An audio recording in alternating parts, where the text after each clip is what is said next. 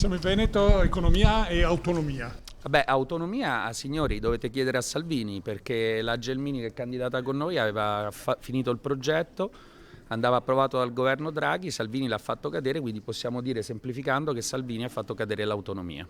Quindi la ricetta economica come potrebbe essere? Guardi, le imprese mi conoscono abbastanza bene, da impresa 4.0 alla deducibilità della componente di salari sull'IRAP, all'IRES, al salario di produttività, e sono tutti provvedimenti che noi intendiamo rilanciare dopo che i 5 Stelle l'hanno distrutti.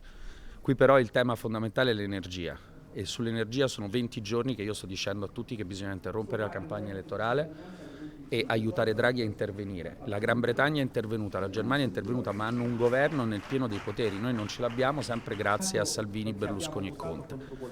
Non hanno voluto farlo, continuano a dire no al rigassificatore di Piombino che ci serve per non rimanere senza gas.